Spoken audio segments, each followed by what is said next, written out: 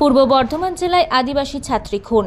কলকাতার RG Kar medical college হাসপাতালে চিকিৎসককে ধর্ষণ করে খুন সহ সারা দেশ জুড়ে নারী নির্যাতনের ঘটনার প্রতিবাদে পশ্চিম বর্ধমান জেলার আসানসোলে মিছিল করে আদিবাসীরা। বুধবার অল ইন্ডিয়া আদিবাসী কোঅর্ডিনেশন কমিটির উদ্যোগে আসানসোলের রবীন্দ্র ভবনের সামনে থেকে মিছিল শুরু হয়।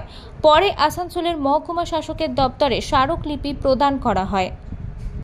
আজকে আমরা অল ইন্ডিয়া আদিবাসী কোঅর্ডিনেশন কমিটি আসানসোল দুর্গাপুরের পক্ষ থেকে যে গত 14ই আগস্টে যে পূর্ব বর্ধমান জেলার নান্দুর ঝাপানতলায় যে আমাদের আদিবাসী যুবতী মেয়েকে যে হত্যা করা হয়েছে, বিশেষ করে এর প্রতিবাদ করার জন্য, এর ধিক্কার জানাবার জন্য এটা করেছি।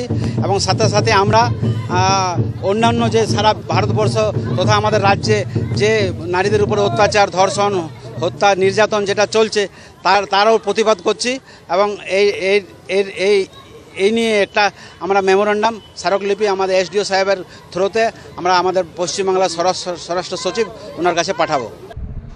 আসানসোল থেকে মিলন সূত্রধরের রিপোর্ট, আনন্দ বার্তা।